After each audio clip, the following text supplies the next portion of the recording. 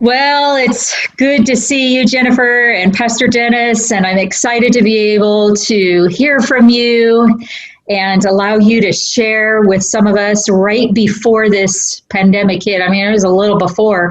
God was speaking to your hearts, and then some decisions were made. So let's hear from you. What was going on and what's going on in your lives now? We'd love to hear from you. Oh, okay. In February, we went to visit my folks, and I came back from that trip and told Dennis that it was time. We needed to make the move. I could see my dad going downhill because he was taking care of my mom 24/7, and so we talked about it and started kind of preparing a little bit in our hearts and souls and prayed about it a little more. And then the pandemic kind of hit a little stronger, and my doctor took me off of work for 2 weeks, the last 2 weeks in March. Said she couldn't go to the office for work. I'm sorry, couldn't go to the office for work because of my asthma. And so I worked from home. And then when that ended, I told Dennis, I said, it's now. I'm so clear that the Lord is leading us to do this now. And so on April 6th, I gave my notice to my employer, and she was great. She knew what the situation was and stuff, and business was down because of the pandemic anyway. And so I said, that was on a Saturday night, and I said, this is effective Monday. Wow. Yeah. You know, I resigned and I was in Arizona by Wednesday. To help care for your parents. Right. To move in. Yes, move into their home with them. And how is that going? Well, we have a bedroom and a bathroom in the back. Dennis, Pastor Dennis, you're kind of smiling there. It's different, huh? Yeah. You know, I left him in California for 2 months to do all the hard work, the packing and all that stuff. Yeah, he stayed behind. Getting rid of everything. And getting rid of a lot of stuff. We had to get rid of a lot of stuff because we didn't have it's not going to fit here. Yeah. And then he came out on June 12th. And I mean, I've never had any doubt that this is the right thing. But boy, what a weird time to do it. Yeah. Yes. The pandemic was bad enough in itself. Moving here was a big enough adjustment by itself. And then they shut down the economy. Yes. And it's just been one thing after another. But I've never had any doubt at any moment that it was not the right thing to do. I just know it. Yeah. And really the best time for your parents. Right. What better time than having your family in there and not having, it's a great time for them. Yeah. Yes. But it's scary, you know. I mean, we planned in advance sort of in that we have some retirement stuff, but I mean, just to shut off my income immediately was really scary. Yeah. So, you know, that along with the uncertainty of the pandemic, the economy and all that kind of stuff. But you know, God has been good. I've never had any fear. God is in control of this situation, and I don't fear the outcome. I don't fear the outcome of the election, the pandemic, any of that stuff. Is just given me a peace. And, awesome. You know, freedom from fear. And not everybody gets that. Is able to experience that, and It's wonderful. Yeah. I'm very glad that I did and do. Yeah. It's an ongoing struggle. I mean, it's difficult. It's much more difficult than I anticipated. Caring for your parents and just, parents. yeah. Oh, yeah. It's a lot of work. Yeah. And I have a lot of changes in my dad as well as my mom. Yeah, we burst in on a lifestyle and disrupted that. And whether we're helpful or not, the disruption is still there. Yeah. And how old are your parents, to give those listening a perspective? My mother will be 91 in September. My dad is 92. Yes, see, and they needed you. They really did. And even the hospice nurse says that she can tell a difference in my dad. Oh, yeah. We had a little scare yesterday. My mom did you? Had a TIA, a small stroke.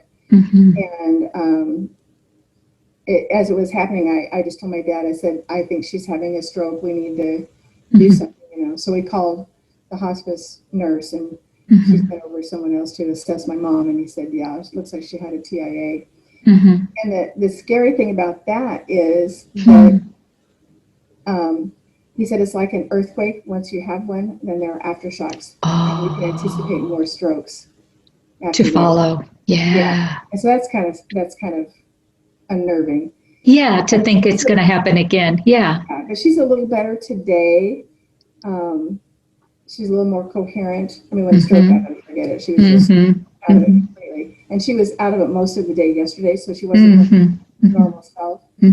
So we're just watching her. She's sleeping a lot. And, you know, it's emotionally draining. It's emotionally draining with my dad. Dennis has been very supportive, and I'm so grateful for that. I miss my kids. I miss my grandkids. It's a step of faith, what you did, and you left a lot behind. A good job, your family, especially your family, a place of residence that was your comfort place to go to, that was your space, leaving behind all of your belongings. As Dennis, Pastor Dennis, I know you were selling things and just getting rid of and whatever, and still trying to, I think. It's commendable. Is following God always the easy route? Not always, no. And sometimes we don't always understand, do we? Nope. No, we don't. But, you know, there's strength and courage through all this mess. Yes. Uncertainty. It doesn't matter. My hope is in Christ. My hope is in heaven. If it happens today, I'm good. If it doesn't happen for another 20 years, I'm good. Yeah, yeah. So I just have that sense of peace. That's wonderful. I haven't suffered any depression or any of that kind of stuff. That's awesome. I don't feel loneliness. You know, a lot of people are experiencing loneliness, and I don't have that. And so, you know, God's just been really, really good to me. That's awesome. Process. No, that's awesome. I don't know. He's like, okay, Pastor Dennis. I know that wasn't easy for you to, I know you had been talking to me about this possibility, and then it's happening, and then it was a quick happening. But share with us how it's going for you, and even some things in the end. How can we pray for you? Okay. Well, I think probably for me, the most difficult thing was having to walk away from ministry, my ministry responsibilities. And then, of course, as we've already indicated with the pandemic, it changes everything. We've only been able to go to church twice early on when we got here, but all the churches have closed down. So we haven't even been able to connect with the church. Fortunately, it looks like we have, but not through attendance. Yeah. So, you know, it's just been difficult for me because I hate to say this, but my life has been defined by my ministry, and whatever form that has taken. And of course, I was thoroughly enjoying myself leading worship and doing what I did at Escondido. Well, that's all gone. And at this point in time, I don't see anything on the near horizon, but I'm praying that will change. So, it's just kind of left me back in the bedroom. Literally. What am I doing here?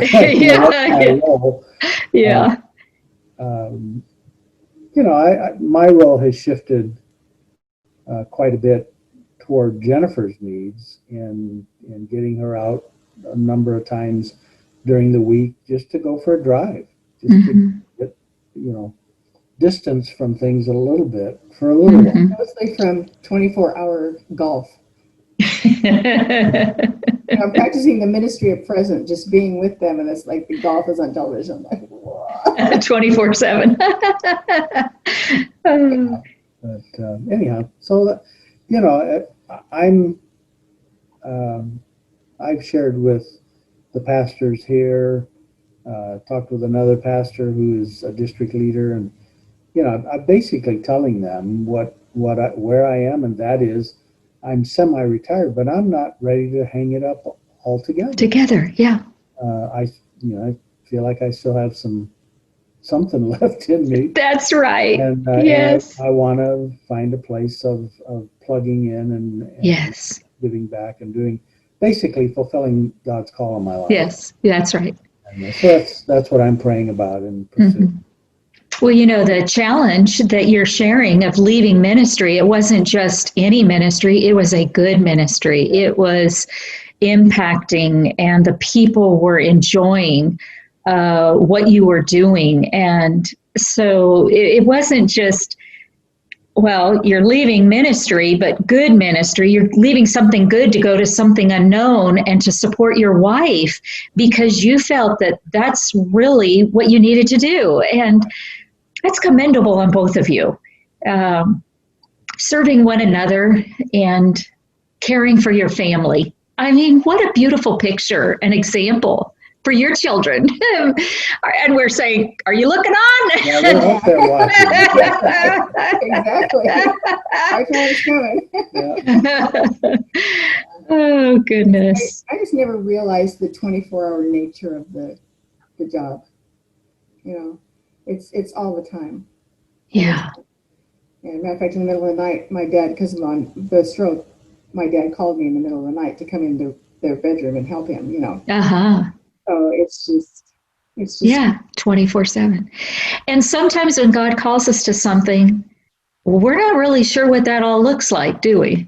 It might be staying in the back bedroom, taking your wife out for a ride or a drive, and it might be that 24/7. And I've heard, Jenifer, that you're doing a fantastic job caring for them. It's service to the nth degree of doing whatever is needed for a 91, 92-year-old. Yeah. And so we can just imagine all of the sacrifice that you are making.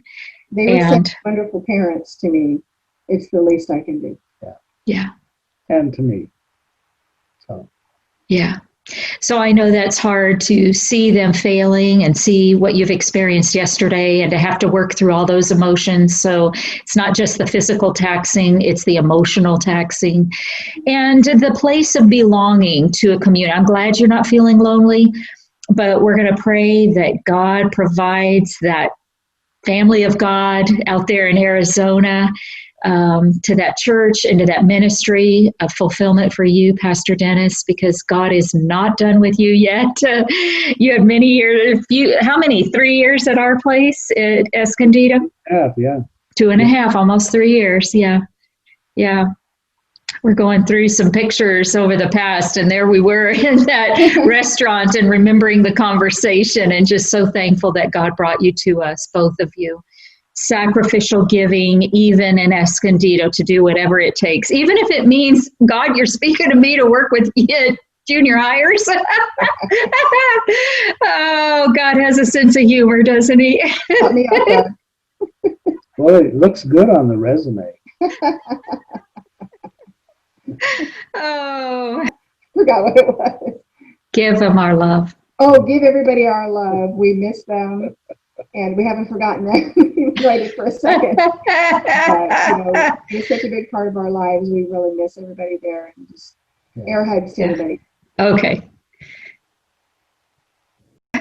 Well, thank you for sharing with us and giving input. To God be the glory. You're a fine example to your family of doing whatever God asks you to do. And so we're going to pray that joy and peace and purpose and fulfillment and that right place and strength, Jenifer, and patience when needed, and that God will just meet your every need, because I know they're bountiful. It's just a big need right now. And we want to thank you again for all that you have done in Escondido at our church. And I know many of them really didn't have a good opportunity to be able to tell you how thankful they are, but they are truly grateful for all you have done, especially that daughter.